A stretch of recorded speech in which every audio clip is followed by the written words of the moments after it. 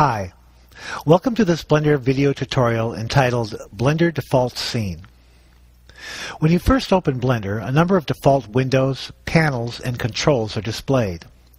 At first, this can seem a bit confusing and somewhat intimidating, but as you become more familiar with Blender's interface, you'll see that the layout is actually very well organized and provides an efficient interface for modeling and animation. The default layout contains 5 Blender windows called editors. Each of these editor windows contains a header or a menu line. The editor window's header is sometimes located at the top of the window and sometimes located at the bottom of the window. The first default editor window is called the Information Editor and is located at the very top of the display. This Information Editor window consists of only a header menu line containing some very frequently used commands in menu form, as well as containing some information on the scene, the object or sub-object elements, memory, and selection. The second editor window is called the Outliner Editor. This consists of a small header menu and an outline of the various elements present in your Blender scene displayed in a hierarchical display. The third editor window is called the Properties Editor. The Properties Editor is a very important cluster of context buttons, panels, and controls for controlling your Blender scene, rendering, texturing, lighting, and scene objects. I'm going to move my cursor to the left edge of this Properties Editor until I see a double arrow, and then left-click and drag this window to the left to get a better look at it. All Blender editor windows can be extended in this manner, either horizontally or vertically. The Properties Editor is quite typical of many of the Blender editor windows. It consists first of context buttons, which are similar to tabs that change the panels and controls below depending on the context. Below the context buttons are panels that open and close by clicking on the open-close arrows. Inside of the panels are controls, which manipulate the scene or the object in some manner based on the context. These controls are typically either a function, or an option, or a value. I'll resize this editor window back to its original size.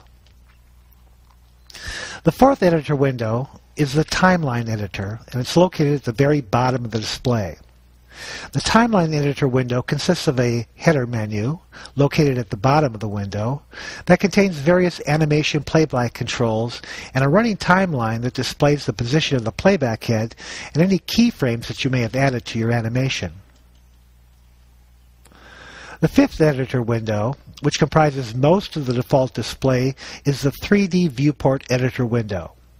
This 3D viewport is the area where you will concentrate much of your modeling attention. It consists of a header menu located at the bottom of the window that contains various viewing and selecting controls. On the far left of the 3D editor window are a number of tool panels containing button controls for manipulating selected objects or adding keyframes. On the right is a large 3D viewing space for viewing, selecting, and transforming your 3D objects. This 3D viewing space, which constitutes the visible Blender scene, contains a default cube object, a camera object, and a lamp object.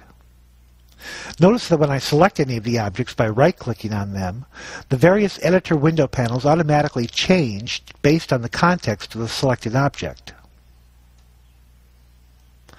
Now, it's possible to change any of the existing default Blender editor windows to other editor windows by clicking on the Editor Type button located on the left end of every editor header menu.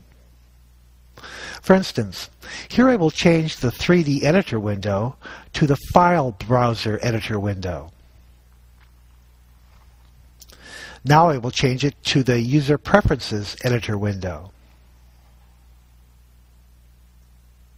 Now I will change it back to the 3D viewport. The default Blender interface is quite well conceived. It is, however, possible to change this default arrangement. Now, if you're just beginning to learn Blender, I suggest that you stick with this default setup, or at the most, make minor changes to the default setup until you become more familiar with the location of all of the various editor panels, context buttons, and controls that are available in Blender.